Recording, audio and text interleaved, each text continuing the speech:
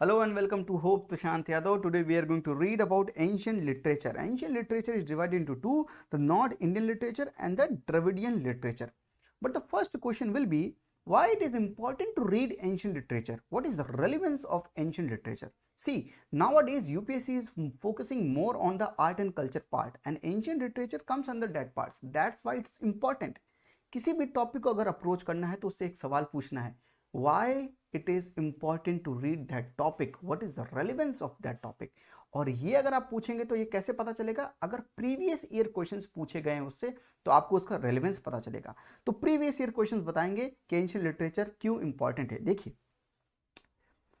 In 2003 an ancient book, Marichikatika, an ancient book written by Sudrak deals with this question has been asked in 2003.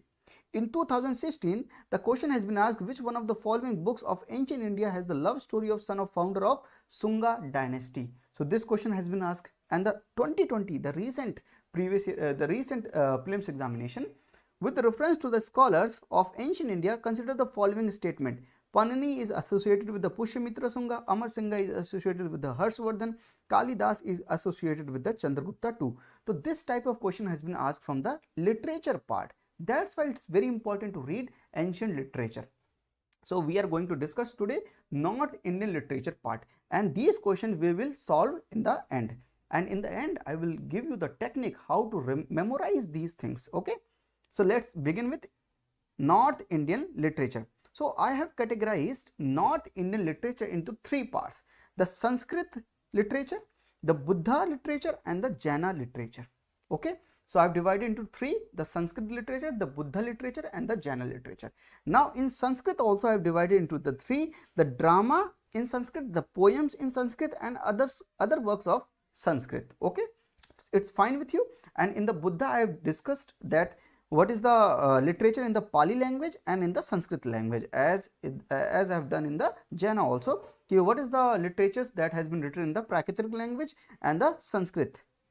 So we will discuss one by one. Let's start with Sanskrit. But before that, I am going to tell you the most of the Sanskrit literature is bound by rules of grammar that is explained brilliantly by Panini Ashtadhyayi. तो पनिनी ने अष्टाध्यायी लिखी थी और उन्होंने जो अष्टाध्यायी लिखी थी, जो भी रूल्स होते हैं ग्रामर्स के जो संस्कृत में यूज किए जाएंगे उसके बारे में उन्होंने डिस्कस किया है। एंड पतंजलि ने महाभाष्य लिखी। Patanjali has written Mahabhashya. Mahabhashya is what?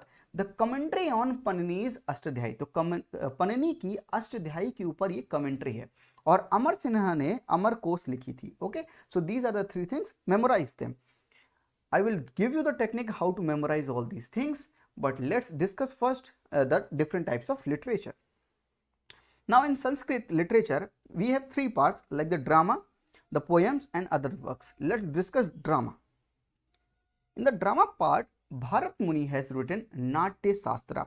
The rules regarding the performance and acting, gesture, stage direction and acting have been illustrated in the Natya Shastra by Bharata. तो भारता ने नाट्य शास्त्र लिखा है, ये आप पढ़िए इसको। The rules regarding the performance, acting, gesture, stage direction have been illustrated in the Natya Shastra. So who has written Natya Shastra? Bharat Muni has written. Now Kalidas has come in the Gupta period. Chandragupta II was there. Kalidas वहां पर थे और Chandragupta II के period में 9 रत्न थे। उन 9 रत्नों में से एक रत्न जो था वो थे कालिदास, और दूसरे रत्न जो थे वो थे अमर सिन्हा। इनको भी याद रखिएगा, ठीक है भाई।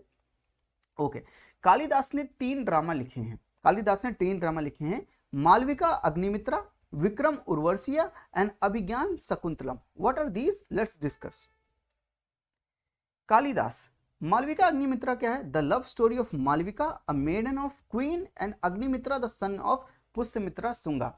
तो पोस्ट मॉडर्न पीरियड में एक डायनेस्टी थी, सुंगा डायनेस्टी, और सुंगा डायनेस्टी का एक रूलर था जिसका नाम था पुष्यमित्रा सुंगा। उसके बेटे का नाम था अग्निमित्रा। अग्निमित्रा की लव स्टोरी थी, क्वीन की एक मेडन थी जिसका नाम था मालविका। तो मालविका एंड अग्निमित्रा की लव स्टोरी के बारे में ये ड्रामा है जिसको हम बोलते हैं मालविका अग्निमित्रा। तो मालविका नाम में ही देखिए, मालविका एंड अग्निमित्रा। तो what is this? This is the basically the love story of Malavika and Pushyamitra Sunga son Agnimitra. तो ये कालिदास जी ने लिखी है। कालिदास ने दूसरी लिखी है Vikram Urvashi, the love story of Vikram and Urvashi. तो आपने देखिए यहाँ पर नाम अगर तोड़ेंगे आप तो आपको विक्रम भी दिखेगा, उर्वशी भी दिखेगी। तो basically it's the love story of Vikram and Urvashi. And Abhijnana Shakuntalam basically the recognition of the Shakuntala. 3 ड्रामे लिखे हैं किसने? कालिदास जी ने। दूसरा आगे बढ़ते हैं, शूद्रक। शूद्रक ने लिखा है मरीचिकटिका।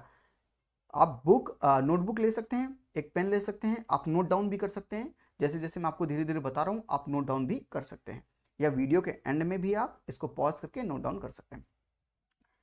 शूद्रक ने लिखी है Mrichchhakatika. Mrichchhakatika means the little clay cart, love affair of young Brahmin Charudatta with a wealthy कोर्टिशन। तो एक चारुदत्ता नाम की ब्राह्मण थी, यंग ब्राह्मण थी, उसका लव अफेयर था एक वेल्दी कोर्टिशन से, उसके बीच की जो लव स्टोरी है ये मरीचिकटिका में लिखी है। एंड विशाखा दत्ता ने लिखी है मुद्रा राक्षस। 9th सेंचुरी एडी में इन्होंने लिखा था मुद्रा राक्षस। और मुद्रा राक्षस है क्या? चंद्रगुप्ता ने किस तरह से वो पावर में आए इसको नरेट किया गया है, इसको पूरा पॉलिटिकल ड्रामा बताया गया है। तो is a political drama that and narrates the ascent of king Chandragupta Maurya to power in India. तो चंद्रगुप्त मौर्य कैसे पावर में आए इसकी जो स्टोरी है ये मुद्रा राक्षस में लिखी गई है। किसने लिखी है? विशाखा दत्त ने लिखी है, 9th सेंचुरी एडी में लिखी है। समझिए इसको, ठीक है। देवी चंद्रगुप्तम दूसरी इनकी जो लिटरेचर है, दूसरा लिटरेचर जो उन्होंने लिखा है वो है देवी चंद्रगुप्तम। तो ये दूसरा ड्रामा है विशाखा दत्त का। इसमें एक्सप्लेन करना जैसा कुछ नहीं है, इसमें कुछ ऐसा टेक्निकल नहीं है जो मैं आपको बहुत अच्छे से एक्सप्लेन करूं। कुछ नाम है, कुछ चीजें हैं जो मैं आपको एकदम सीक्वेंस वाइज में कैटेगराइजेशन करके आपको मैं बताना चाहता हूं, वही मैं बता रहा हूं। विशाखा दत्त ने लिखी है मुद्रा राक्षस एंड देवी चंद्रगुप्तम। भावभूति ने लिखी है उत्तरा रामचरितम। उत्तरा रामचरितम मतलब उत्तरा मतलब होता है लेटर, तो उत्तरा रामचरितम मतलब लेटर लाइफ ऑफ रामा। और ये कब रिटन की गई थी? 700 एडी में लिखी गई थी। नेक्स्ट है भाषा। भाषा ने लिखा है स्वप्न वस्व दत्ता। तो स्वप्न मतलब होता है ड्रीम, तो वस्व दत्ता का ड्रीम, वस्व दत्ता इन ड्रीम, इसका मतलब स्वप्न वस्व दत्ता। ऐसे याद करना है आपको, ब्रेक करने हैं टर्म्स एंड उनको समझना भी है। पंचरात्र and Urubhanga. Urubhanga is basically the story of Duryodhan during and after his fight with Bhima. तो भीमा और दुर्योधन, भीम और दुर्योधन की जब लड़ाई होती है तो उसके बारे में एक स्टोरी है जिसका नाम लिखा है उरुभंगा, और लिखी किसने है? भाषा ने लिखा है, ठीक है। हर्षवर्धन ने भी लिखी है। हर्षवर्धन एक रूलर थे जो 606 एडी से 647 एडी तक थे, ठीक है। इन्होंने लिखी है Ratnavali. Ratnavali about the love story of princess Ratnavali, daughter of king of सेलियन and the king Udayan. तो किंग उदयन और रत्नावली के बीच की जो लव स्टोरी है उसको लिखा है हर्षवर्धन जी ने, ठीक है। और यहीं पर the mention of celebration of Holi for the first time can be found. तो यहीं पर ही, जैसे कि अभी होली गई, आप सभी को हैप्पी होली, और होली का सबसे पहला मेंशन, फर्स्ट टाइम मेंशन कहाँ किया गया था कि होली सेलिब्रेट हुई है, वो बात की गई थी रत्नावली में, हर्षवर्धन जी ने की थी, ठीक है। वैसे एग्जाम के पर्सपेक्टिव से ये तो नहीं पूछा जाएगा कि होली का पहला मेंशन कहां पर है, दैट्स जस्ट अ फैक्ट। नागनंदा, तो दूसरा हर्षवर्धन ने जो लिखी है ड्रामा वो है Nagananda. Nagananda is story of how princes Jimutavahana gives up his own body to stop a sacrifice of serpents to the divine Garuda. तो गरुड़ा को कुछ लोग गरुड़ के लिए सैक्रिफाइस कर रहे थे सर्पेंट्स का, तो उन सर्पेंट्स की सैक्रिफाइस को रोकने के लिए जिमूतवाहन प्रिंस ने क्या किया? अपनी बॉडी को ही सैक्रिफाइस कर दिया, ठीक है। One unique character in this drama is invocation of lord Buddha in the Nandi verse, ठीक है। और तीसरी जो हर्षवर्धन ने लिखी है वो है Priyadarshika, that is the union of Udayana and the Priyadarshika, daughter of king Dridhavarman. तो दृढ़वर्मन की बेटी थी जिनका नाम था प्रियदर्शिका, उनका यूनियन उदयन के साथ, इसके बारे में जो लिखा है वो प्रियदर्शिका में लिखा है। और लिखा किसने है? हर्षवर्धन जी ने लिखा है। लेट मी अब इसको जल्दी से वो कर लेते हैं। मैंने क्या लिखा देखिए यहाँ पर, भारत मुनि ने लिखी नाट्यशास्त्र। नाट्यशास्त्र आप समझ चुके हैं। कालिदास जो चंद्रगुप्ता 2 के पीरियड में आए थे, गुप्ता पीरियड में, उन्होंने लिखी है मालविका अग्निमित्रा, विक्रम उर्वशिया एंड अभिज्ञान शकुंतलम। अब आपके सबके बारे में इनका डिस्क्रिप्शन आपको पता है, आप बस एक एक वर्ड लिखिए और माइंड में स्टोरी रखिए कि मालविका और अग्निमित्रा की लव स्टोरी है, पूरा पढ़ने मत बैठिए, ठीक है। ऐसे आप शॉर्ट नोट्स बना लीजिए। कालिदास ने दूसरी जो लिखी थी वो है विक्रम और उर्वशी की लव स्टोरी के बीच में, उसको हम बोलते हैं Vikram Urvashiya and Abhijnana Shakuntalam, the recognition of Shakuntala. दूसरा था शूद्रक। शूद्रक ने लिखी है Mrichchhakatika. You know what is Mrichchhakatika. Vishakha Datta ने लिखी है Mudra Rakshasa, the ascent of king Chandragupta Maurya to the throne to the power. ये वो कैसे हुआ था, ये 9th सेंचुरी एडी में लिखा था विशाखा दत्त ने। और दूसरा लिखा था देवी चंद्र गुप्तम। भावभूति ने लिखा था Uttara Ramacharitam the later life of Rama. Bhasa ने लिखा था Swapna Vasavadatta in dream. Pancharatra and Urubhanga. Urubhanga was the basically the story between जो भीम और दुर्योधन की फाइट हुई थी उसके बारे में है बेसिकली। पतंजलि क्या लिखते हैं, पतंजलि साहब लिखते हैं योग शास्त्र। तो पतंजलि जी लिखते हैं योग शास्त्र। और हर्षवर्धन ने 3 चीजें लिखी हैं, Ratnavali, Nagananda and Priya Darshika. This is all about Sanskrit drama. बस इतना ही है, इतना ही पढ़ के जाना है। संस्कृत ड्रामा कितना है इनको आप इतने में तोड़ लीजिए। तो संस्कृत ड्रामा इतना ही है, ये पार्ट आप देख रहे हैं संस्कृत ड्रामा का इतना ही है। ठीक है, आइए पोयम की तरफ बढ़ते हैं। तो कालिदास जी ड्रामे में तो माहिर थे ही और पोयम लिखने में भी बहुत माहिर थे। तो कालिदास जी ने ये लिखी है पोयम्स, कुमार संभव, रघुवंशा, मेघदूता एंड ऋतु संहारा। कुमार संभव, रघुवंशा, मेघदूता एंड ऋतु संहारा। दिख रहा है आप सभी को। तो पोयम कौन कौन सी है, कुमार संभव। कुमार संभव is basically the son of जो कुमार कार्तिकेय जो सन थे शिव जी के और पार्वती जी के, उसके बारे में। Raghuvansha is basically the dynasty of Raghu, उसके बारे में लिखा है। मेघदूत का मतलब होता है कि मेघ मतलब बादल, दूत मतलब क्या होता है, मैसेंजर, तो क्लाउड मैसेंजर। एंड ऋतु संहारा मतलब होता है मेडले ऑफ सीजन।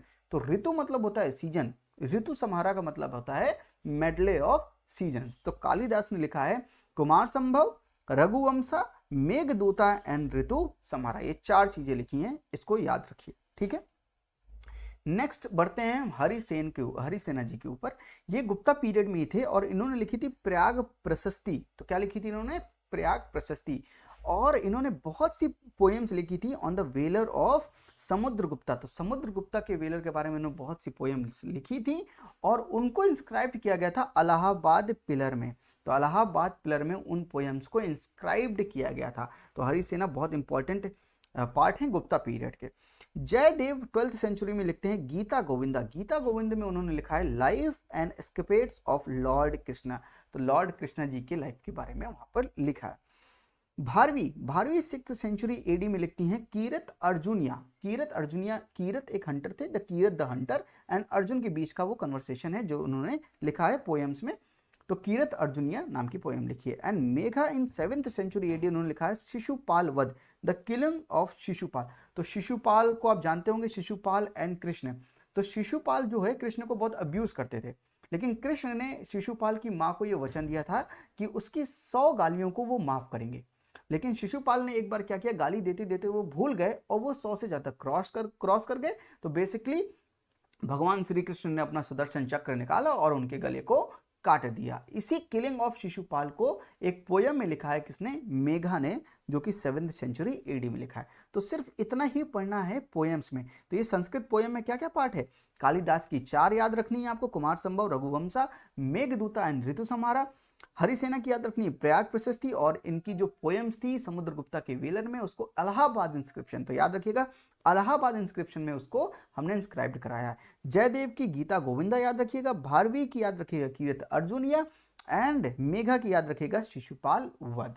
ठीक है, और टाइम पीरियड जरूर याद रखिएगा।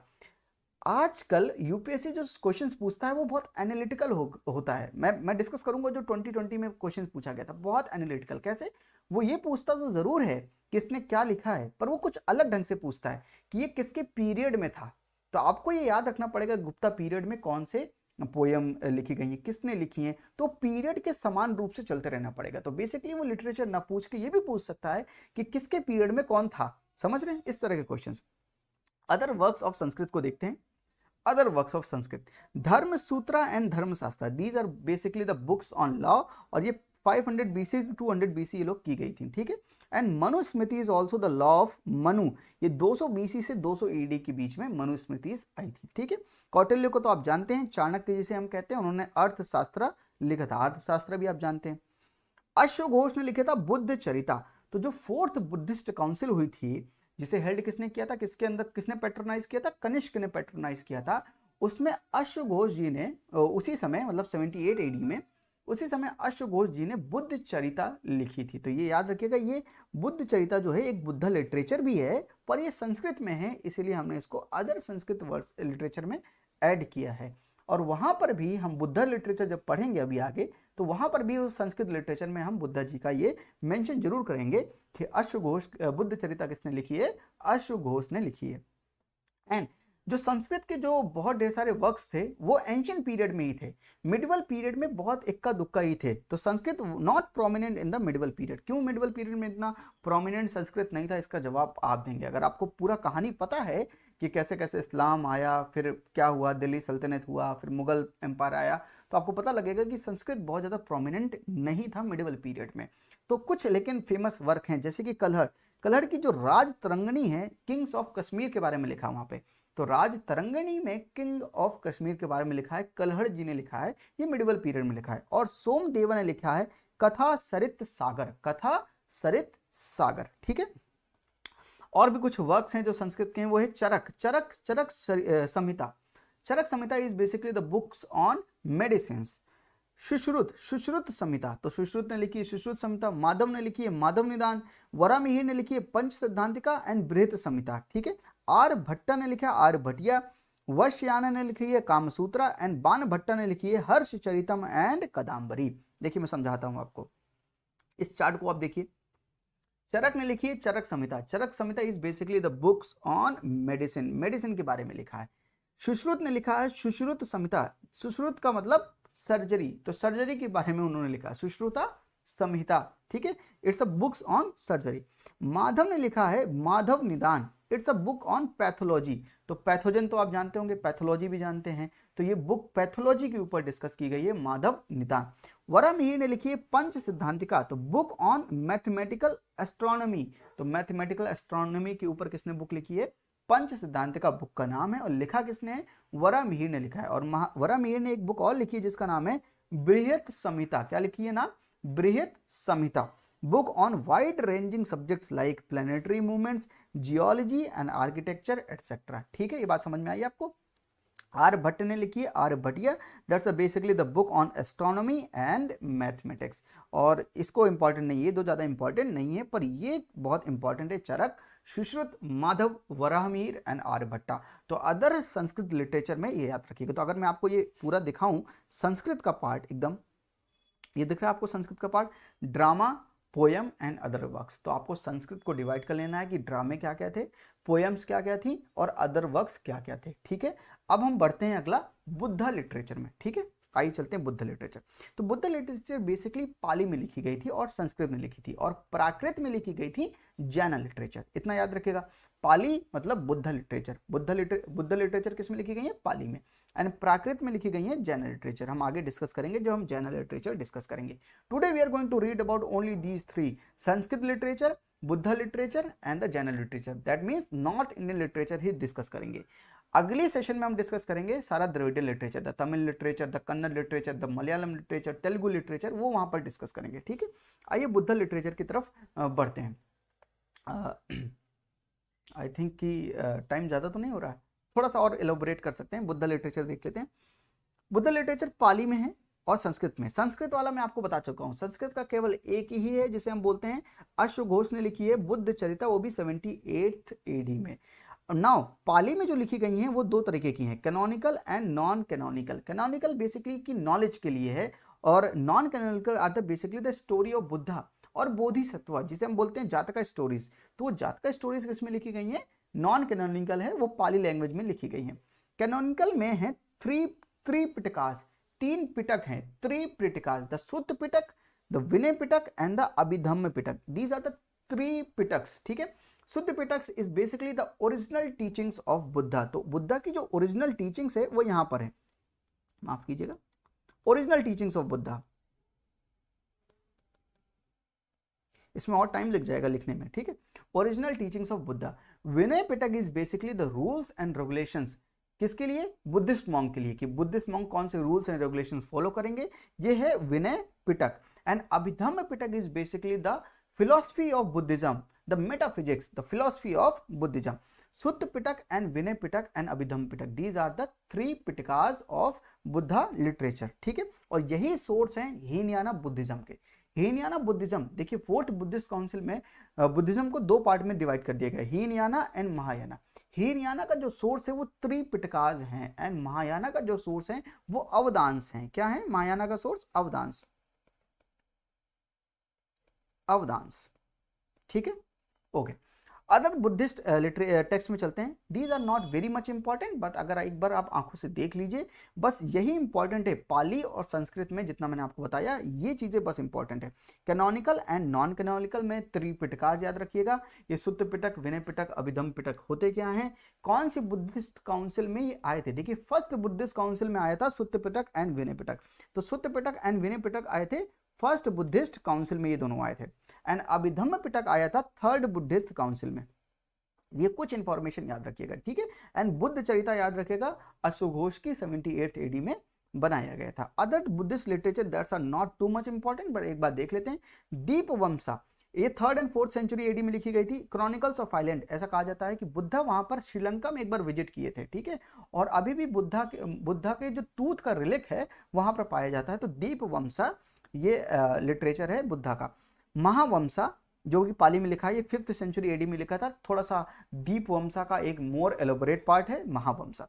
Milind Panho is important, so this one is important. Milinda Panho तो किंग मिएंडर और नागसेना जो कि एक बुद्धिस्ट मॉन्क थे, इन दोनों के बीच का संवाद है और बहुत बेहतरीन संवाद है, वो उसको लिखा गया है मिलिंद पन्हो में। महावास्तु, ये महावास्तु है जातका प्लस अवदान, तो जातका स्टोरीज भी हैं और अवदान स्टोरीज। अवदान मैंने बताया ना कौन सा, महायाना सेक्ट का जो सोर्स है। ललित विस्तार सूत्रा उदाना बोधिवंसा, जिसको लिखा है उपाटिस्सा ने लिखा है बोधिवंसा, ये भी एक बुद्धिस्ट लिटरेचर है। महाविभास शास्त्रा विशुद्धि मार्ग, इसको लिखा है बुद्ध घोष ने। किसने लिखा है? बुद्ध घोष ने। तो ब्लैक से अगर मैंने लिखा है तो वो हैं जो लिखने वाले हैं, और जो अगर ब्लू से लिखा है तो जिस चीज को लिखा है उन्होंने, तो बुद्ध घोष ने लिखा है विशुद्धि मार्ग, ठीक है। आइए बात करते हैं आप फाइनली जनरल लिटरेचर की। जनरल लिटरेचर को मैंने दो में डिवाइड किया है, प्राकृतिक एंड संस्कृत, और प्राकृत में मैंने डिवाइड किया है canonical and non canonical. Canonical में देखिएगा अगम्स, अगम जो होते हैं जैन, जिनको हम जैन अगमास कहते हैं, अगम जो होते हैं वो 46 टेस्ट हैं, जिसमें 12 अंग हैं, 12 उपंग हैं, परिक्रणाज है, सूत्रा, माला सूत्र है, छेदप सूत्र है, कुलिक सूत्र है। तो बेसिकली इन सब के समूह को, इन सब के यूनियन को बनाया गया और उसको बोला गया अगमास। अगमास 46 टेस्ट हैं, ठीक है। संस्कृत में अगर देखें तो उपमिति भाव प्रपंच कथा, उपमिति भाव प्रपंच कथा जिसे सिद्धारसी ने लिखा है 906 एडी में, ये एक संस्कृत लिटरेचर है, जैना संस्कृत लिटरेचर है, ठीक है। अगर हम बात करें कैनोनिकल की और, तो दिगंबरास, तो आप जानते हैं कि Shvetambar and Digambar, these are the two sects of Jainism. उसमें दिगंबरास जो थे उन्होंने लिखा था कर्म प्रभारिता एंड काश्य प्रभारिता, तो these are the two things that is written by the Digambaras. And Hala ने लिखी है, हाला एक पोएट भी थे जिन्होंने लिखी थी गथ सप्तसती, गथ सप्तसती 300 एडी में, दैट्स वेरी इंपॉर्टेंट। तो हाला one, this one is very important, ठीक है। अदर जैना वर्क देख लीजिए, भद्रबाहु भी चंद्रगुप्ता मौर्य, जो चंद्रगुप्त मौर्य थे उनके पीरियड में भद्रबाहु थे, तो ठीक है, चाणक्य भी थे और भद्रबाहु थे, और ये दिगंबर सेक्ट को मानते थे, ठीक है। इन्होंने लिखा है उवासा घरम स्त्रोत, देखिए मेरी प्रोनाउंसिएशन सही नहीं हो सकती है तो मुझे उसके लिए माफ कीजिएगा, ठीक है। And Kalpasutra is basically the biographies of जैना तीर्थंकार। तीर्थंकार क्या होते हैं आपको पता होगा, अगर जैना आपने पढ़ा है, जैनिज्म पढ़ा है, तो तीर्थंकार आपको पता होंगे, जो आपको बेसिकली पार कराते हैं, ठीक है। तो जैना तीर्थंकार कल्प सूत्रा इन्होंने लिखा है, ठीक है। आचार्य कुंद ने लिखा है समय सारा एंड नियम सारा, तो दो चीजें लिखी है आचार्य कुंद ने, समय सारा एंड नियम सारा। डिस्कस द जैना फिलोसफी, तो इन दोनों में उन्होंने क्या डिस्कस किया है? जैना फिलोसफी को डिस्कस किया। समांता भद्रा ने लिखी है रत्न करांदा श्रवकाचारा, ऐसे ही पढ़ता हूं मैं तो Ratna Karanda Shravakachara, the life of Jain household and Apta Mimamsa, ठीक है, दो चीजें इन्होंने लिखी है समांता भद्रा। एक तमिल में लिटरेचर है इलांगो अडीगल की सीला पड्डीकरम, इलांगो अडीगल की सीला पड्डीकरम, ये तमिल में है बेसिकली, लेकिन इसको लिखा एक जैन ने है जिसका नाम था इलांगो अडीगल। तो इलांगो अडीगल एक्चुअली ये जैन लिटरेचर, इसलिए मैंने बोला इसको, तो इसको मैं यहाँ पर भी इंक्लूड करूंगा। द्रविडियन लिटरेचर में जब हम तमिल लिटरेचर की बात करेंगे तो इलांगो अडीगल को मैं वहां पर भी मेंशन करूंगा, जैसे कि मैंने बुद्ध चरिता को मेंशन किया है, तो अदर संस्कृत वर्क में मैंने बुद्ध चरिता को मेंशन किया है, लेकिन जब बुद्धिस्ट लिटरेचर पढ़ा तो उसमें संस्कृत में क्या लिखी गई है, तो मैंने वहां पर भी मेंशन किया कि अश्वघोष की बुद्ध चरिता। तो इलांगो अडीगल ने लिखी है Silappatikaram, it revolves around the Kannagi having lost her husband to a miscarriage of justice. तो जस्टिस उनको दिया नहीं गया, उनके साथ अन्याय हो गया, जिसकी वजह से उन्होंने अपने हस्बैंड को खो दिया। और ये हुआ था पांड्यन डायनेस्टी के कोर्ट में, दैट्स वाई, ठीक है। And that wreaks her revenge on his kingdom, तो उसके बारे में लिखी गई है सीला पड्डीकरम। तो मैं इसको ऐसे प्रोनाउंशिएट करता हूँ, सीला पड्डीकरम, और इसको लिखी है इलांगो अडिगल ने। तिरुट्टकट्टेवर ने लिखी है शिविका चिंतामणि, और इसको बोल सकते हैं आप शिविका चिंतामणि। तो ये तिरुट्टकट्टेवर ने लिखी है, ठीक है। नरतियार भी हैं। उमा स्वामी ने लिखी है तत्वरथ सूत्रा, इसको संस्कृत में लिखा है तत्वरथ सूत्रा, इन्होंने संस्कृत में लिखा है। बेसिकली कि उमा स्वती तत्वरथ सूत्रा इज एन इंपॉर्टेंट जैना वर्क इन संस्कृत, और ये किस चीज के बारे में, लॉजिक, एपिस्टेमोलॉजी, एथिक्स, एस्ट्रोनॉमी के ऊपर है। And these things are accepted by the both the sects, that is Digambaras and Shvetambara sect. तो this literature is accepted by the both the sect, Digambaras and Shvetambaras. Jinasena ने लिखी है महापुराना एंड आदि पुराना, और हेमचंद सूरी, इनको मिला था टाइटल, जो मिला था इनको मिला था काली काला सर्वजना।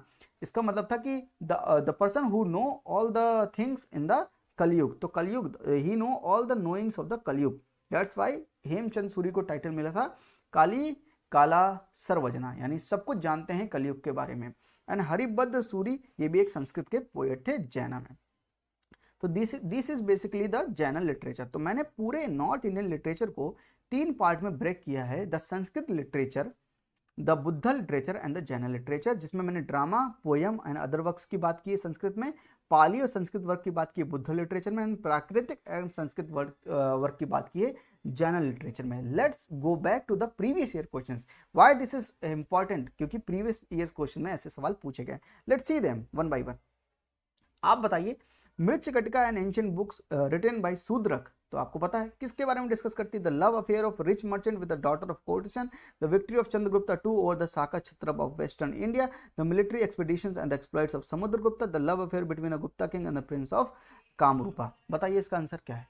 मृच्छकटिका, देखिए ये लिखा है Mricchakatika, the love affair of young Brahmin Charudatta with a wealthy कोर्टिसन। तो आपका क्या आंसर हो जाएगा, ए पार्ट। बेसिकली इसका क्या आंसर है, the love affair of rich merchant with the daughter of कोर्टिसन।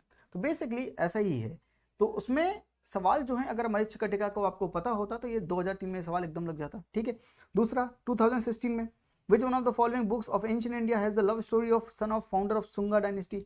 Sunga dynasty के सन का क्या नाम था, पहले तो सुंगा डायनेस्टी का जो रूलर था वो कौन था, पुष्यमित्रा सुंगा। उसका बेटे का नाम क्या था, अग्निमित्रा। अग्निमित्रा का किसके साथ लव स्टोरी चल रही थी, मालविका के साथ। तो क्या होगा आंसर, मालविका अग्निमित्रा, ठीक है। और 2020 में जो सवाल पूछा गया, आप देखिए 2003, 2016 और 2020, 2016 में भी एकदम ही स्ट्रेट फॉरवर्ड पूछ ले, लेकिन 2020 में देखिए थोड़ा सा कैसे एनालिटिकल हुआ। मैं क्यों ये बात कह रहा हूँ कि यूपीएससी थोड़ा एप्लीकेशन बेस में जा रहा है। देखिए, with reference to the scholars of ancient India, Panini is associated with the Pushyamitra Shunga. Pushyamitra Shunga कब आए थे, पोस्ट मॉडर्न पीरियड में। पोस्ट मॉडर्न पीरियड कब से स्टार्ट होता है, 185 BC से 319 AD तक, ठीक है। और Sunga dynasty basically first century AD में रहा है, इसके अप्रोक्स था। लेकिन पाणिनि जो थे वो 4th सेंचुरी BC में रहे। अब 4th सेंचुरी BC का आदमी 1st सेंचुरी में तो आके एसोसिएट हो नहीं सकता, है ना। तो ये पूरा का पूरा स्टेटमेंट गलत है, ऐसे करना है। इसलिए पीरियड भी इंपॉर्टेंट है। तो कुछ लोग कहते हैं कि पीरियड पढ़ना इंपॉर्टेंट नहीं है, बस आपको क्रोनोलॉजी पता होना चाहिए। थोड़ा क्रोनोलॉजी तो पता होना चाहिए, लेकिन ये भी पता होना चाहिए कि अप्रोक्स किस किस के बीच में वो रहे होंगे। जैसे कि Amar Simha is associated with the Harshavardhana. Amar Simha, मैंने आपको बताया था, अमर सिम्हा एंड कालिदास ये 2 रत्न थे किसके पीरियड में, चंद्रगुप्ता II की कोर्ट में। ये 2 रत्न थे, अमर सिम्हा और कालिदास। तो अमर सिम्हा तो इसके पीरियड में नहीं रहे होंगे हर्षवर्धन, क्योंकि हर्षवर्धन तो आए थे 606 से 647 के बीच में, 607 से 647 के बीच में, है ना। और जो गुप्ता डायनेस्टी थी, जो मेन गुप्ता डायनेस्टी चल रही थी, वो कहां से कहां तक थी, 319 AD से basically, let me right, 319 AD से 467 AD तक। तो इनके बीच में एक समुद्रगुप्त, तो आपको बेसिकली पता है कि गुप्ता पीरियड कहाँ से कहाँ तक होता है, चंद्रगुप्ता उन्हीं के बीच में आए होंगे। मे बी चंद्रगुप्ता का पीरियड आपको ना पता हो, कोई बात नहीं, उतना भी डिटेल में याद नहीं करना है, लेकिन गुप्ता पीरियड तो पता है यहाँ से यहाँ तक था। उसके बाद पोस्ट गुप्ता पीरियड हुआ, उसके बाद हर्षवर्धन फिर आए, फिर उन्होंने पूरा संभाला राज्य, ऐसा पता होगा आपको, है ना। तो आपको ये तो पता है कि गुप्ता पीरियड 319 एडी से 467 है, और हर्षवर्धन का पीरियड कुछ और है, 606 एडी से 647 एडी। तो उसके पास तो अमर सिम्हा नहीं होंगे, तो ये स्टेटमेंट भी गलत स्टेटमेंट है। Kalidas is associated with the Chandragupta too, ये एकदम सही स्टेटमेंट लिखा है, तो आंसर क्या हो जाएगा, C3 only. That's why I am saying कि थोड़ा सा एनालिटिकल हो रहा है यूपीएससी, और आपको भी ऐसे ही एनालाइज करना पड़ेगा।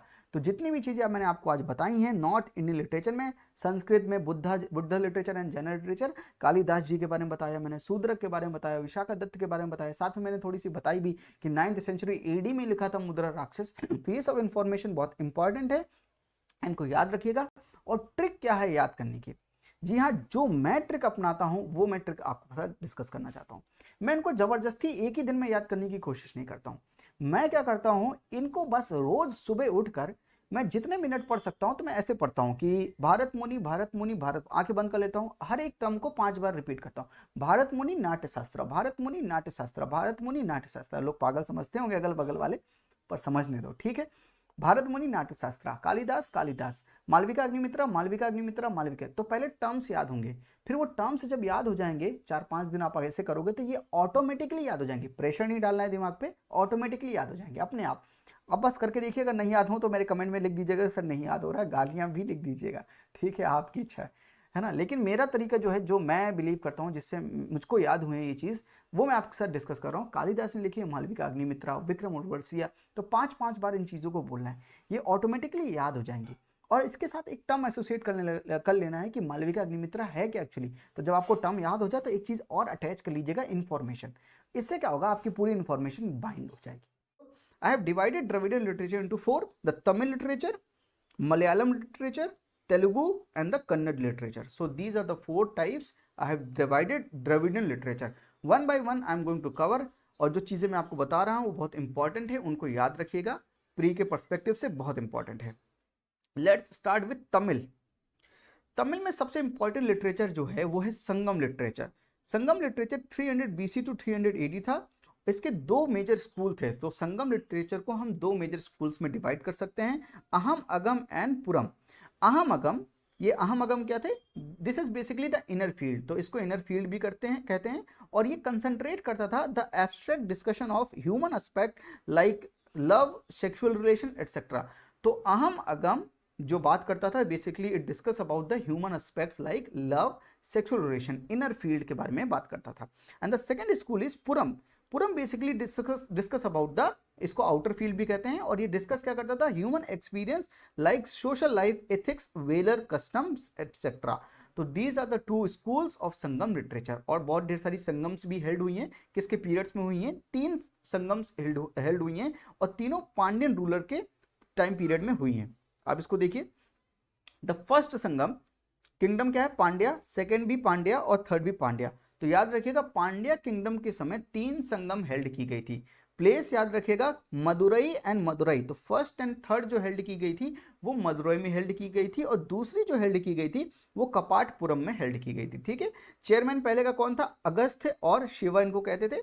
दूसरे का, पहले तो अगस्त्य ने किया था दूसरे को, लेकिन उसके बाद इनके डिसाइपल जो थे टोलका पय्यर, तो टोलका पय्यर ने किया था इसको हेल्ड, और तीसरे को किया था नक्कीरार, ठीक है। मे भी प्रोनाउंसिएशन मेरी गलत हो तो माफ कीजिएगा उसके लिए। पहली जो संगम लिटरेचर हेल्ड हुई थी उसकी no books has survived and we used Agattiyam as grammar, ठीक है। और दूसरा का जो है, दूसरा संगम लिटरेचर जो है उसकी जो एक बुक है टोलका पय्यम, तो टोलका पय्यम आप याद रख सकते हैं टोलका पय्यर से, क्योंकि टोलका पय्यर जो थे इसके चेयरमैन थे, इसलिए 2000 पोएम्स को जो हमने कलेक्ट किया और कंपाइल्ड किया इसको हम टोलका पय्यम कहते हैं, ठीक है। तो Tolkappiyam is a textbook of Tamil grammar giving the inflection and syntax of words and sentences and also includes the classification of habitats, animals, plants and human beings। और तीसरा जो था, most of the existing corpus of Sangam literature was written in the third संगम। तो दी संगम क्या होता है, basically सब लोग आके आएंगे यहाँ पर और मिलेंगे, और ये सब हेल्ड कब की गई थी संगम, पांड्या रूलर के समय में। और प्लेस याद रखिएगा, पहला और थर्ड है मदुरई एंड दूसरा है कपाटपुरम। और एक चीज याद रखिएगा कि कपाटपुरम वाला जो सेकंड है उसको टोलका पय्यर ने हेल्ड किया था, और जो वहां पर कंपाइलेशन हुआ था वो टोलका पय्यर में हुआ था। तो ये इंपॉर्टेंट है, इतना तो याद रखिएगा कम से कम, ठीक है। आगे बढ़ते हैं, संगम लिटरेचर के बाद आता है दो इपिक्स हैं 6th सेंचुरी बीसी की तमिल में। तो जैसे नॉर्थ इंडिया में क्या है, Mahabharat and Ramayana. 6th century BC की तमिल में क्या है, दो इपिक इलांगो अडिगल ने लिखी थी, सीलापड्डीकरम। तो क्या लिखी थी, सीलापड्डीकरम, टेल ऑफ एन एंकलेट। तो इसको मैंने आपको पिछले क्लास में बताया था। इलांगो अडिगल बेसिकली जैनल लिटरेचर में भी आते हैं, तो मैंने आपको वहां पर भी बताया था। तो इलांगो अडिगल ने लिखी है सीलापड्डीकरम। और दूसरी इपिक कौन सी है, सठनार की Manimekalai. Manimekalai is basically the story of Manimekalai. तो ये दो इपिक को याद रखिएगा, ठीक है, बहुत इंपॉर्टेंट है। थिरुवरुलर ने लिखी थी थिरुकुरल, इसको भी याद रखिएगा। और फीमेल सेंट याद रखिएगा अवैयर। तो तमिल में जो फीमेल सेंट थी एक, उनका नाम था अवैयर। और अर्ली मिडिवल पीरियड की बात करें, यानी 7th century to 12th century AD की बात करें, तो वहां पर भक्ति मूवमेंट ने स्टार्ट लिख लिया था। तो बर्थ ऑफ भक्ति मूवमेंट हो गया था। और भक्ति मूवमेंट आने के बाद दो सेक्ट थे, एक वैष्णवाइट एंड शैवाइट। तो जो विष्णु जी की पूजा करते थे, they are the basically the Vaishnavites. और इनको हम अलवर भी बोलते थे, अलवर सेंट। तो जो विष्णु की पूजा करते थे उनको बोलते थे अलवर सेंट। और जो शिवा की पूजा करते थे, शंकर जी की पूजा करते थे महादेव की, उनको बोलते थे नयनार। तो शंकर जी की तीसरी आंख है, तीसरी नयन है, तो उससे याद रख सकते हैं नयनार। नयनार द बेसिकली जो शिव की पूजा करते थे उनको शैवाइट्स भी बोलते थे। तो 12 अलवर सेंट्स थे, और उसमें एक फीमेल थी, और वो फीमेल का नाम है अंडाल। तो अंडाल को याद रखिएगा, पूछ सकता है अंडाल क्या थी, है ना, तो ऐसे भी पूछ सकता था। तो अर्ली मिडिवल पीरियड में शैवाइट्स, वैष्णवाइट याद रखिएगा, अंडाल वुमेन याद रखिएगा। और ऐसा नहीं है कि केवल ये सेक्ट की पूजा होती थी, कुछ सेकुलर राइटिंग्स भी होती थी। तो तमिल में कुछ सेकुलर राइटिंग्स भी है, एक का नाम है पेरिया पुराणम एंड कंबा रामायणम। तो ये दो चीज याद रखिएगा, पेरिया पुराणम एंड कंबा रामायणम।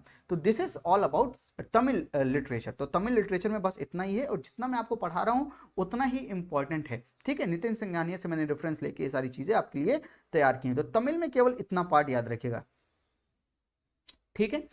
बढ़ते हैं मलयालम की ओर। तो मलयालम जो जन्म लेता है वो 11th सेंचुरी में माफ कीजिएगा 11th सेंचुरी में, यानी ये मिडिवल पीरियड में था, बेसिकली एंशिएंट में नहीं था। लेकिन मलयालम, क्योंकि मैं आपको द्रविडियन लिटरेचर पढ़ा रहा हूँ, तो इसलिए थोड़ा सा मैं मिडिवल में भी जा रहा हूँ। तो इनके फादर कौन थे मलयालम लैंग्वेज के, ये थे, अब इसका नाम प्रोनाउंशिएट कैसे कर सकते हैं, हुथचन। मैं इसको पढ़ता हूँ हुथचन, ठीक है, तो आप भी इसको पढ़ सकते हैं ऐसा, हुथचन।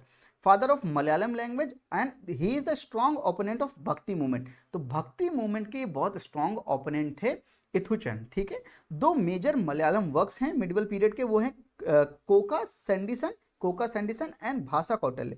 भाषा Kautilya is basically the commentary on अर्थशास्त्र। तो कौटिल्य को आप जानते हैं, कौटिल्य ने क्या लिखी थी, अर्थशास्त्र लिखी थी। और भाषा कौटिल्य मतलब कमेंट्री ऑन अर्थशास्त्र। तो ये कमेंट्री है किसके ऊपर, अर्थशास्त्र के ऊपर। और चीरामन ने 12th सेंचुरी में लिखी थी रामचरितम। तो these are the three things that we have to remember in the Malayalam literature part. और तेलुगु लिटरेचर की तरफ बढ़ते हैं। 11th सेंचुरी में तेलुगु लिटरेचर की बात करते हैं। पहला जो पोएट था तेलुगु लिटरेचर का, दैट इज ननन्या। तो he is the first poet of Telugu literature, Nannaya is the first poet. और विजयनगरा पीरियड के टाइम जो है इसका ये गोल्डन एज था। तो तेलुगु जो लिटरेचर का गोल्डन पीरियड था वो था विजयनगरा एम्पायर जब था। तो विजयनगरा जब पीरियड चल रहा था उस समय इसका गोल्डन एज था तेलुगु लिटरेचर का। नचना सोमनाथ ने लिखी है उत्तर हरिवंशम।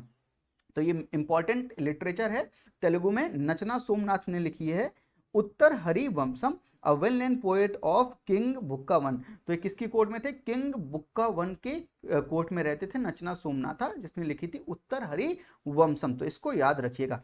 और यहाँ पर याद रखिएगा तेलुगु लिटरेचर में एक राजा भी थे जिन्होंने अपना लिटरेचर को लिखा है, जिसका नाम है कृष्णदेव राया। तो किंग भी लिटरेचर को लिखा करते थे। तो कृष्णदेव राय ने लिखी थी अमुक्ता मलयदा। कृष्णदेव राय रहे थे 1509 से 1529 तक, 1509 से 1529 तक। और इन्होंने लिखी थी अमुक्ता मलयदा। इनके बारे में थोड़ा जान लेते हैं। He was a scholar, pattern of many languages which included Telugu, Kannada, Tamil and Sanskrit. तो इन्होंने इन लैंग्वेज को पैटर्न भी किया है, ये इनके पैटर्न भी रह चुके हैं। The reign of Krishnadev Rai 1509 to 1529 is the Vijayanagara empire, is also known as the golden age of Telugu literature, ठीक है। 8 learned literary person were attached to his court and they were also called as अष्टदिग्गज। तो जैसे कि चंद्रगुप्ता 2 के पीरियड में 9 रत्न होते थे, अकबर के पीरियड में 9 रत्न होते थे, ऐसे ही इनके पीरियड में कृष्णदेव राय के पीरियड में 8 दिग्गज थे। दिग्गज मतलब महारथी, अष्ट दिग्गज इनको बोला गया, जो लिटरेचर में दिग्गज थे, वाले दिग्गज भाई, ठीक है, तो इनको बोला गया अष्ट दिग्गज। और जो इसमें सबसे इंपॉर्टेंट था वो था अल्लासनी पेड्डाना, अल्लासनी पेड्डाना, ठीक है। ही पैट्रोनाइज द कन्नड़ पोएट मल्ला नरिया चाटू विठलनाथ थिमाना और बाकी भी चीज हैं। और इनके जो राजगुरु थे वो थे Vyasa Tirtha, a Kannada saint was his rajguru. तो एक कन्नड़ सेंट यानी तेलुगु लिटरेचर का जो आदमी है उसका जो एक राजगुरु है वो एक कन्नड़ सेंट था जिसका नाम था व्यासा तीर्थ, ठीक है, ये चीज याद रखिएगा यहाँ पर। एक मिनट।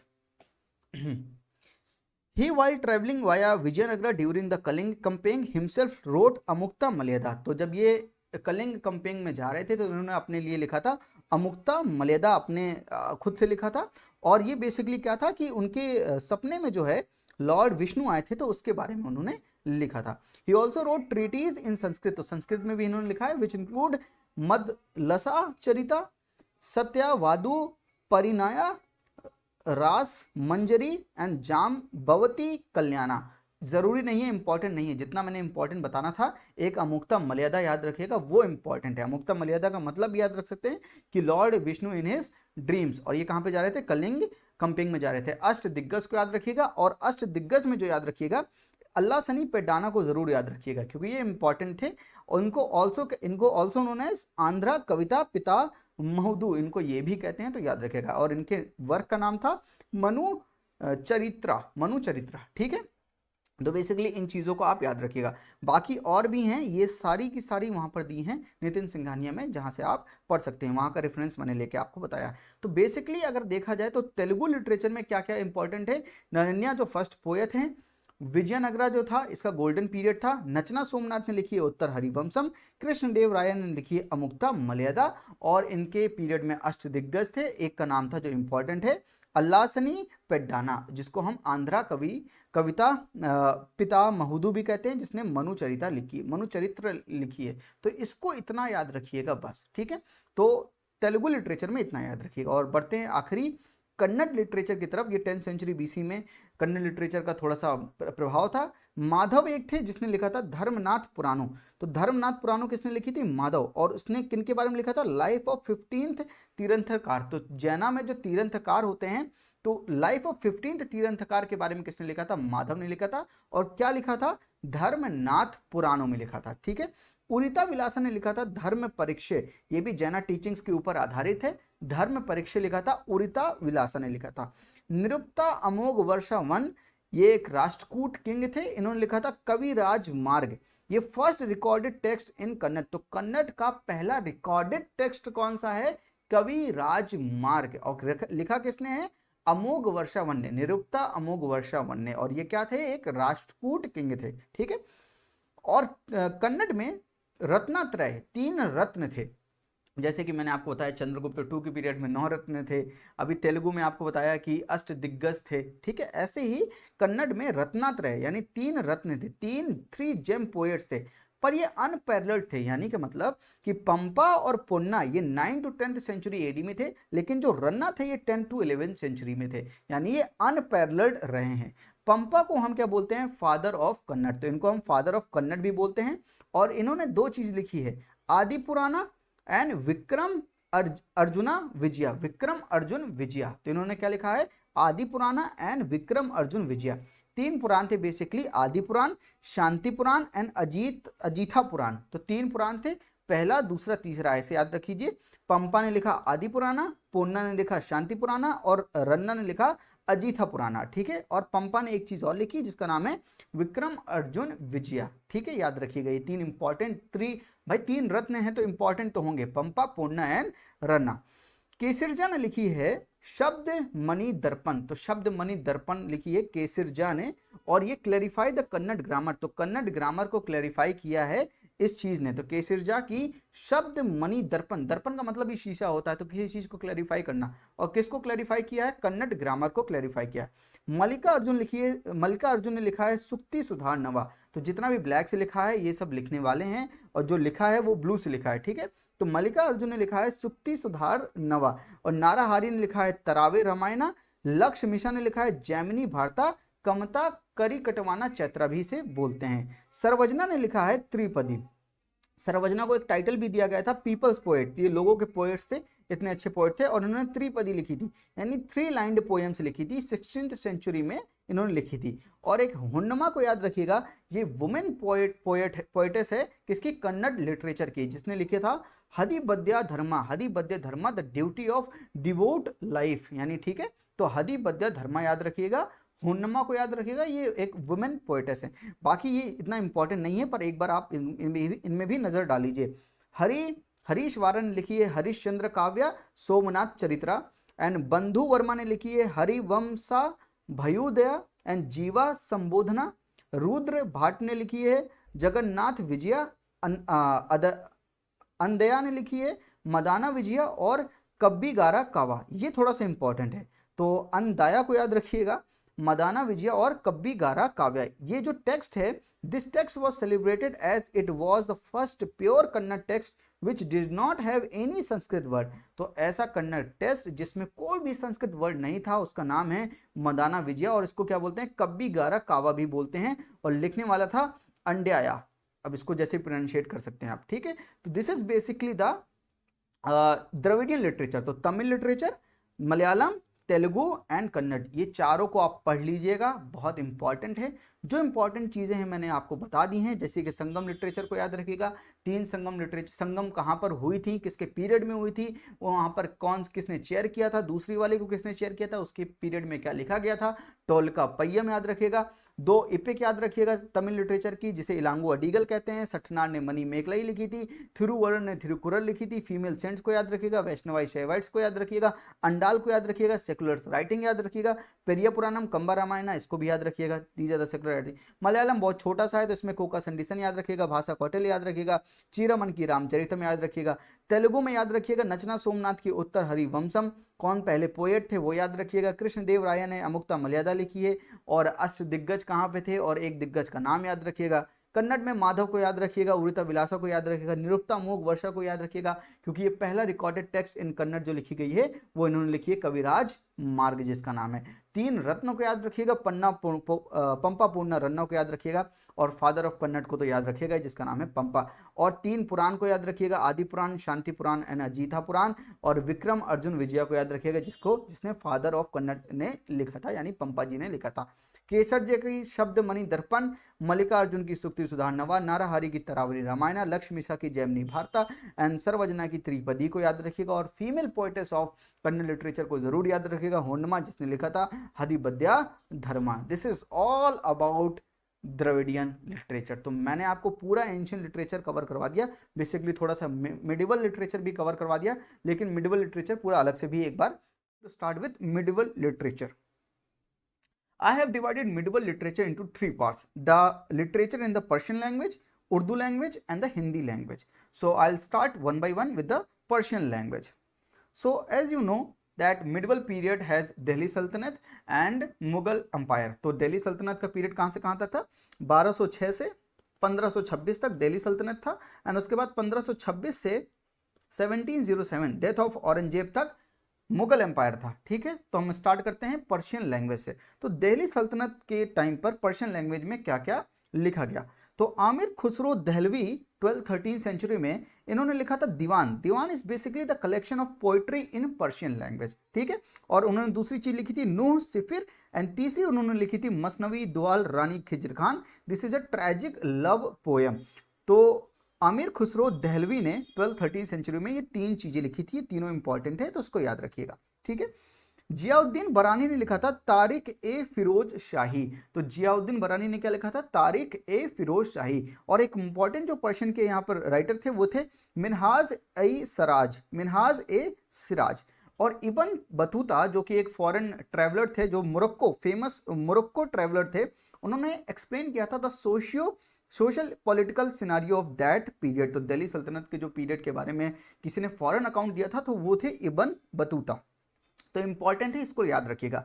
मुगल पीरियड की बात करें तो जो भी मैंने ब्लू से लिखा है, तो याद रखिएगा जो भी मैंने ब्लू से लिखा है वो पीरियड है, जो भी मैंने रेड से लिखा है वो राइटर है जिसने लिखा है, और जो भी मैंने ब्लू से लिखा है वो उसने क्या चीज लिखी है वो लिखा है। ठीक है, तो बाबर के पीरियड में तुजुक आए बाबरी टर्किश में और बाबरनामा, तो 2 चीजें लिखी गई, तुजुक आए बाबरी एंड बाबरनामा। ठीक है, हुमायूं के पीरियड में हुमायूं नामा लिखा गया, और हुमायूं नामा लिखा था गुलबदन बानो बेगम, जो उनकी सिस्टर थी, हुमायूं की सिस्टर थी गुलबदन बानो बेगम उनका नाम था, उन्होंने लिखा था हुमायूं नामा। मलिक मोहम्मद जैसी, तो हुमायूं की ही पीरियड में मलिक मोहम्मद जैसी ने पद्मावत लिखी थी 1540 में। तो 1540 में पद्मावत लिखी गई थी, मलिक मोहम्मद जैसी ने लिखी थी। ठीक है, आप ये जानते होंगे। अकबर के पीरियड में आईने अकबरी लिखी गई और अकबरनामा लिखी गई, और लिखा किसने? अबुल फजल ने लिखा। तो लिखा है अबुल फजल ने आईने अकबरी एंड अकबरनामा। और इन्हीं के पीरियड में रज़्म नामा लिखा गया बाई बदौनी इन 1540 टू 1605 इनका पीरियड था बदौनी का। बदौनी ने लिखी रज़्म नामा। Razmnama is the basically the Mahabharat translated into the Persian language. तो महाभारत को पर्शियन लैंग्वेज में ट्रांसलेट किया, उसको इन्होंने बोला रज़्म नामा। ठीक है, और एक हमजा नामा भी है। हमजा नामा is basically the story of Aamir Hamza. और एक फैजी थे, ही is the master of Persian poetry and Navratna in the Akbar's court. तो अकबर के कोर्ट में एक नवरत्न थे जिनका नाम था फैजी, और ही is the master of Persian poetry. तो इसको याद रखिएगा। जहांगीर पीरियड की बात करें तो तुजुक ए जहांगीरी, ये ऑटोबायोग्राफी है, तुजुक ए जहांगीरी, इसको याद रखिएगा। शाहजहां के पीरियड में दो चीजें याद रखिएगा। शाहजहां नामा जो कि इनायत खान ने लिखा था, तो शाहजहां नामा किसने लिखा था? इनायत खान ने लिखा था। एंड पादशाह नामा, पादशाह नामा लिखा था अब्दुल हामिद लाहौरी ने। पादशाह नामा लिखा था अब्दुल हामिद लाहौरी ने, और ये शाहजहां के रेन के बारे में बताता है बेसिकली। औरंगजेब के पीरियड में कुल्लियत लिखी गई, इसको लिखा था मीर जाफर जटली ने। तो these are the things in the Persian language. और एक चीज और याद रखिएगा, Tabaqat i Alamgiri, this gives the very good idea about the 18th century. तो मिडवल पीरियड के बारे में बताता है। तो पर्शियन लैंग्वेज में दिल्ली सल्तनत में ये तीन चीजें याद रखिएगा, तीन चार चीजें। और मुगल पीरियड में किस किस के पीरियड में क्या क्या चीज आई हैं, तो कैटेगराइज करके एक नोटबुक में लिख लीजिएगा और इन चीजों को याद रखिएगा। उर्दू लैंग्वेज की बात करें तो पर्शियन और हिंदी के इंटरेक्शन से जो चीज बनी उसको हम बोलते हैं उर्दू लैंग्वेज, और इसको हम दक्कनी भी कहते हैं। दक्कनी मतलब सदर्न, तो डेक्कन स्टेट्स बोलते हैं ना सदर्न, तो इसको इसके लिए दक्कनी भी बोला गया क्योंकि ये बहमनी स्टेट्स गोलकोंडा, बीजापुर, बेरार इन सब के द्वारा यूज की जाती थी। उर्दू में देखा जाए तो मिर्जा गालिब जो कि 1797 से 1869 तक रहे थे, उन्होंने दीवान लिखी थी। Diwan, you know that this is the collection of poetry, but ये उर्दू में है। तो दीवान का मतलब होता है basically the collection of poetry. Urdu में किसने लिखी थी? मिर्जा गालिब ने लिखी थी। और इकबाल को याद रखिएगा, 20th सेंचुरी की हीरो इकबाल को याद रखिएगा, जिन्होंने बंगे ए दारा भी लिखी थी, और सारे जहां से अच्छा ये भी इन्होंने ही लिखा था। और सर सैयद अहमद खान को भी याद रखिएगा, इनके ऊपर बहुत क्वेश्चंस पूछे जाते हैं। तो ये बेसिकली मॉडर्न पीरियड से पूछे जाते हैं, लेकिन लिटरेचर से कम पूछे जाते हैं, लेकिन इनका नाम याद रखिएगा, ये भी उर्दू में अच्छा लिखते थे। हिंदी की बात करते हैं तो हिंदी बेसिकली मिडवल पीरियड में भी आएगा और मॉडर्न पीरियड में भी आएगा। तो हिंदी मिडवल पीरियड में क्या थी उसमें, वो चीज़ देखते हैं। तो देखिए हिंदी का हिंदी कैसे जन्म ली, हाउ हिंदी कैसे बॉर्न हुई। तो संस्कृत के बाद जो बनी वो थी प्राकृत, प्राकृत के बाद अपभ्रंशा बनी लैंग्वेज, और अपभ्रंशा से बना हिंदी। ठीक है, तो ये क्रोनोलॉजी अगर हिंदी को समझना है। हिंदी की बात करते हैं तो ये develop between 7th century to 14th century AD. तो 7वीं शताब्दी से 14वीं शताब्दी के बीच में ये डेवलप हुई, और इसको बिगेस्ट बूस्ट जो मिला वो भक्ति मूवमेंट के समय पर मिला। भक्ति मूवमेंट क्या है? बेसिकली शैवाइट्स थे, वैष्णवाइट्स थे, अलवर थे, जिन्हें अलवर भी कहते हैं, जो किसकी पूजा करते थे? विष्णु जी की पूजा करते थे। नयनार्स थे जो शिव जी की पूजा करते थे। तो भक्ति मूवमेंट था, वो लोग गाते थे और उससे वो इन चीज़ों को बताते थे। तो भक्ति मूवमेंट के समय हिंदी को बहुत ज़्यादा बूस्ट मिला। चंद बरदई ने, अगर हम बात करें चंद बरदई की, तो पृथ्वीराज रासो लिखी थी। तो पृथ्वीराज चौहान के समय पर, जब चौहान डायनेस्टी चल रही थी, उस समय पृथ्वीराज रासो लिखी गई थी। वो पृथ्वीराज चौहान के बहुत अच्छे दोस्त चंद बरदई ने लिखी थी, और उसके बारे में लिखा था कि life and challenges that is faced by the PRC, यानी पृथ्वीराज चौहान के बारे में। और ये पहली हिंदी बुक थी, तो याद रखिएगा पहली हिंदी बुक थी, चंद बरदई ने लिखी थी, पृथ्वीराज रासो, जो कि पृथ्वीराज चौहान ने कैसे कैसे उनकी लाइफ में क्या क्या चैलेंजेस उन्होंने फेस किए उसके बारे में लिखी थी। कबीर दास जी के दोहे आपको पता है, तो ये हिंदी में लिखा करते थे कबीर दास जी के दोहे। तुलसीदास जी को आप जानते होंगे, तुलसीदास ने भी दोहे लिखे हैं, ब्रज भाषा में लिखे हैं। और तुलसीदास जी एक चीज की वजह से जाने जाते हैं, बहुत ज्यादा फेमस हुए, वो है रामचरितमानस। तो रामचरितमानस की वजह से तुलसीदास जी बहुत ज्यादा फेमस हुए। सूरदास जी ने लिखा था सूर सागर। सूर सागर को याद रखिएगा, इन्होंने इसमें कृष्णा जी की infancy and adolescent affair with the gopis, तो गोपीज के साथ वो कैसा अफेयर रखते थे कृष्णा जी के बारे में लिखा है सूर सागर में सूरदास जी ने। मीराबाई को कौन नहीं जानता है, ये भक्ति पोएट्री फॉर कृष्णा के बारे में लिखती थी। और बिहारी ने लिखी है Satsai. Satsai is basically the bhakti poetry for Krishna. तो these are the things that you should remember in the medieval literature part. तो मिडिवल लिटरेचर को आप डिवाइड कीजिएगा पर्शियन में, उर्दू में एंड हिंदी में, और इन चीजों को आप याद रखें। Divided modern literature into 6। The Hindi literature in the Hindi language, Bengali, Odia, Assamese language, Gujarati, Rajasthani, Sindhi language, Kashmiri language, Punjabi and Sikh, Marathi language. So I have divided into 6 parts. So one by one I am going to start. Let's talk about Hindi. तो medieval में भी हिंदी आई थी और modern में भी हिंदी आएगी जैसा कि मैंने कहा था। और हिंदी की बात कर रहे हैं तो इसको 4 टुकड़ों में आप बांट दीजिए। So divide Hindi literature into 4 parts. Bharatendu yug that has been from 1868 to 1893, Dwivedi yug 1893 to 1918, Chhayavad yug from 1918 to 1937 and contemporary period from 1937 till today. So divide into 4। I am going to start with Bharatendu yug, and उसमें बहुत इंपॉर्टेंट है एक भारतेंदु हरिश्चंद्र। तो भारतेंदु हरिश्चंद्र को याद रखिएगा, इन्होंने लिखी थी अंधेर नगरी इन 1881, द सिटी ऑफ डार्कनेस। तो क्या लिखी थी इन्होंने, Andher Nagari the city of darkness. और एक चीज इन्होंने लिखी थी द भारत दुर्दशा, यानी भारत की जो दुर्दशा हो रही थी वो उसके बारे में भी वहां पर उन्होंने लिखा था, भारतेंदु हरिश्चंद्र ने। स्वामी विवेकानंद ने लिखी थी सत्यार्थ प्रकाश इन 1875। तो स्वामी विवेकानंद को याद रखिएगा, इन्होंने लिखी क्या थी, सत्यार्थ प्रकाश इन 1875। प्रेमचंद की गोदान तो आपको याद ही होगी, एंड प्रेमचंद की गोदान एंड कर्म भूमि। तो these are the basically these are the questions on the orthodoxy in the society. तो सोसाइटी में जो ऑर्थोडॉक्स थी उसके ऊपर एक क्वेश्चन मार्क था। तो गोदान एंड कर्म भूमि प्रेमचंद की याद रखिएगा।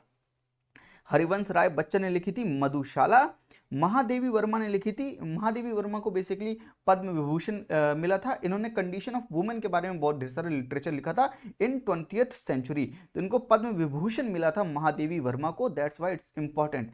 और जयशंकर प्रसाद की याद रखिएगा, Kamayani in 1936। Kamayani is basically the magnum opus of Chhayavad, neo romanticism genre of Hindi literature. तो नियो रोमांटिसिज्म, तो इसके बारे में इन्होंने हिंदी लिटरेचर के बारे में इन्होंने लिखा था। तो जयशंकर प्रसाद को भी याद रखिएगा, इनकी कामायनी को याद जरूर रखिएगा, और ईयर भी याद रखिएगा 1936। तो हिंदी में इतनी लिटरेचर को याद रखिएगा, भारतेंदु हरिश्चंद्र की अंधेर नगरी, भारत दुर्दशा, स्वामी विवेकानंद का सत्यार्थ प्रकाश, प्रेमचंद की गोदान एंड कर्मभूमि, हरिवंश राय बच्चन की मधुशाला, महादेवी वर्मा को याद रखिएगा कि उन्होंने कंडीशन ऑफ वुमेन पे लिखा है, और जयशंकर प्रसाद को याद रखिएगा कामायनी के लिए 1936 के लिए।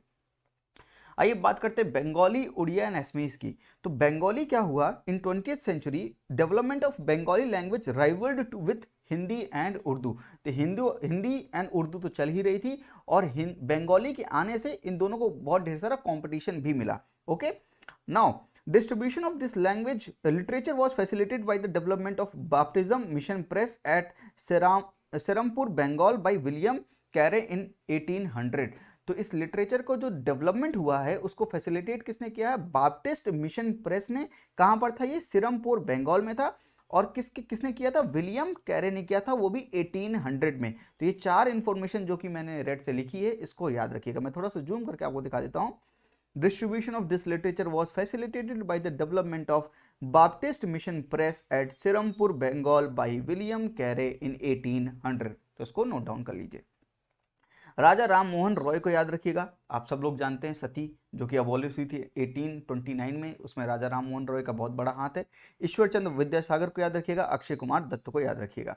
बंकिम चंद्र चटर्जी को तो कौन नहीं जानता है, इनकी आनंद मठ को याद रखिएगा। और वंदे मातरम, तो वंदे मातरम को भी याद रखिएगा। तो बंकिम चंद्र चटर्जी को जरूर याद रखिएगा। रविन्द्रनाथ टैगोर जी को तो जरूर याद रखिएगा ही रखिएगा। ये पहले इंडियंस थे जिनको नोबेल प्राइज मिला था, और किसके लिए मिला था, गीतांजलि के लिए मिला था 1913 में। तो गीतांजलि के लिए नोबेल प्राइज मिला था रविन्द्रनाथ टैगोर जी को। अगर एसमीज की बात करें तो अभी तक बंगाली की बात की हमने, अब अगर एसमीज की बात करें तो मिडवल पीरियड में शंकर देव को याद रखिएगा, उन्होंने डिवोशनल पोइट्री लिखी थी, तो शंकर देव को याद रखिएगा डिवोशनल पोइट्री के लिए। और मॉडर्न पीरियड में एसमीज की अगर मॉडर्न पीरियड की बात करें तो दो लोगों को याद रखिएगा, पद्मनाथ गोहेन बारवा को याद रखिएगा और लक्ष्मीनाथ बेजबा राव को याद रखिएगा। ठीक है, मेरी प्रोनाउंसिएशन में भी थोड़ी सी रॉन्ग हो सकती है तो उसको करेक्ट कर लीजिएगा, लेकिन यही दो ही लोग हैं। ठीक है, ओडिया की बात करें तो उड़ीसा में ओडिया की बात करते हैं। जो फर्स्ट वर्क था वो सरला दास ने लिखा था 15th सेंचुरी में, तो 15th सेंचुरी में सरला दास ने पहला वर्क लिखा था जो कि उड़िया में था। और उपेंद्र भांजा भी थे 18th सेंचुरी में, यानी मिडवल पीरियड में ये दो लोग थे, कौन कौन से, सरला दास और उपेंद्र भांजा। ठीक है, इनको याद रखिएगा। और मॉडर्न पीरियड में राधानाथ रे को याद रखिएगा एंड फकीर मोहन सेनापति को याद रखिएगा। तो उड़िया में इन चार लोगों को याद रखिएगा, ज़्यादा इंपॉर्टेंट नहीं है पर इनके नाम को तो याद रखिएगा, लगना चाहिए सुना सुना है। ठीक है, गुजराती, राजस्थानी एंड सिंधी की बात करते हैं। तो मैं एरिया से डिवाइड किया, तो हमने बंगाल, असम एंड ओडिया को लिया। अब साथ में हम ले रहे हैं गुजरात, राजस्थान एंड सिंधी। तो माइंड से पहुंच जाइए गुजरात, राजस्थान, सिंध कहाँ पर है, तो उस एरिया को इमेजिन कीजिए। अब पढ़ते हैं गुजराती के बारे में पढ़ते हैं। गुजराती में नरसिंह मेहता को याद रखिएगा, इन्होंने devotional songs for Lord Krishna के लिए लिखे थे 15th सेंचुरी में। कौन है, नरसिंह मेहता को याद रखिएगा। नरमात को याद रखिएगा for poetry in the 19th century. ठीक है, गोवर्धन राम को याद रखिएगा for prose in 1920th century and Saraswati Chandra के लिए। तो ये क्लासिकल गुजराती नॉवल है सरस्वती चंद्र, ये बहुत फेमस है वहां पर, इसके ऊपर सीरियल्स भी बने हैं। तो इसको याद रखिएगा, किसने लिखा था, गोवर्धन राम जी ने लिखा था।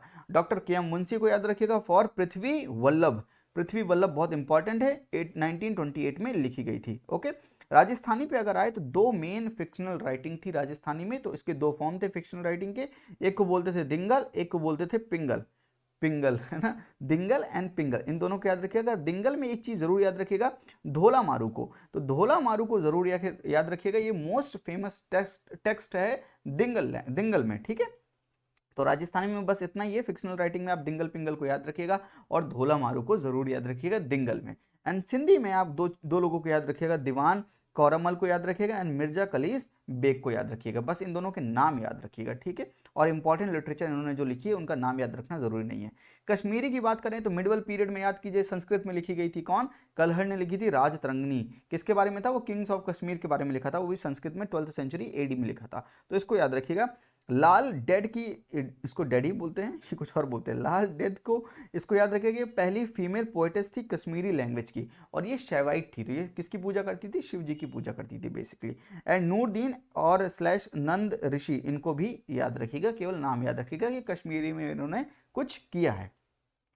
पंजाबी की बात करते हैं तो सिखिज्म जो हुआ उसका बर्थ जो हुआ था वो 15th सेंचुरी में हुआ था, और गुरु ग्रंथ साहिब जो लिखी गई थी, this is basically the philosophy of Sikhism. तो इसका बॉर्न कब हुआ था सिखिज्म, 15th सेंचुरी में, और फिलोसफी ऑफ सिखिज्म किस में लिखी है, गुरु ग्रंथ साहिब में लिखी है। पंजाबी लिटरेचर को आप पंजाबी में भी हो सकती है और गुरमुखी स्क्रिप्ट में भी हो सकती है, तो इनको याद रखिएगा।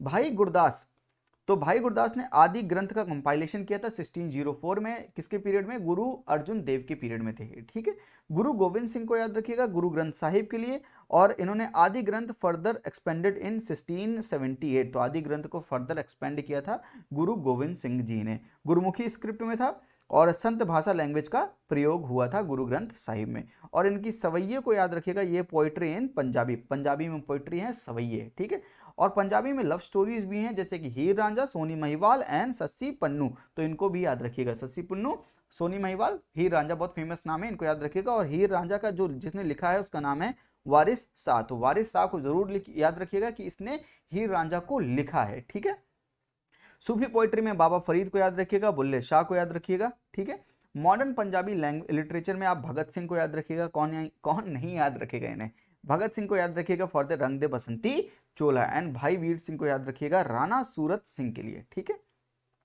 आइए बात करते हैं last Marathi language, work by संत ज्ञानेश्वर, इनको या ज्ञानेश्वर भी बोलते हैं, और ये 13th सेंचुरी में थे। इन्होंने महाराष्ट्र में जो कीर्तन होते हैं उसके बारे में लिखा है, और इन्होंने भगवत गीता की जो कमेंट्री दी है वो मराठी में दी है। तो मराठी में भगवत गीता की कमेंट्री किसने दी है, संत ज्ञानेश्वर जी ने दी है। ठीक है, ओल्डेस्ट फीमेल राइटर जो है मराठी की वो हैं जानाबाई, 13th 14th सेंचुरी में लिखा करती थी। एकनाथ ने 16th सेंचुरी में लिखा है, भगवत पुराण पे कमेंट्री लिखी है और रामायणा पे भी कमेंट्री लिखी है। किसने? एकनाथ ने 16th सेंचुरी में। तुकाराम रामदास को याद रखिएगा 17th सेंचुरी में। दीज आर द भक्ति पोएट्स। और बाल गंगाधर तिलक को याद रखिएगा केसरी के लिए, जो कि एक मराठी न्यूज़पेपर था, याद है आपको केसरी, बाल गंगाधर तिलक जी का। तो मराठी लिटरेचर में ये सारे आते हैं।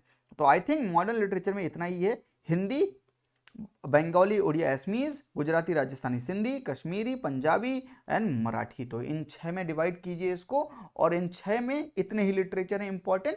ये मैंने नितिन सिंघानिया से रेफरेंस लेके बनाया है आपके लिए, तो इनको याद रखिएगा, ये बहुत इंपॉर्टेंट है एग्जाम पर्सपेक्टिव से। तो आई थिंक लिटरेचर का पूरा पार्ट कवर होता है यहाँ पर मेरे एंड से। और आप कैसे याद रख सकते हैं, इसका ये ट्रिक है कि आप बेसिकली इन वीडियोस को बार बार देख सकते हैं, इन नामों को 5-5 बार रिपीट कीजिए, और जब ये नाम थोड़े बहुत याद होने लगे तो आप क्या कीजिए, एक नोटबुक में लिखना शुरू कर दीजिए। इससे क्या होगा, आपके नोट्स भी तैयार हो जाएंगे और आपके लिटरेचर के जितने भी इंपॉर्टेंट एस्पेक्ट हैं वो सारे कवर हो जाएंगे। और एक चीज़ को और याद रखिएगा, हमारे टेलीग्राम चैनल से जरूर जुड़िएगा, वहाँ पर हम करंट अफेयर्स की कुछ रोज बना रहे हैं और 3 से 5 क्वेश्चन रोज डालते हैं, उनको सॉल्व कीजिए और करंट अफेयर में चैंपियन हो जाइए। ठीक है, तो आज के लिए इतना ही। थैंक यू, नमस्ते, जय हिंद।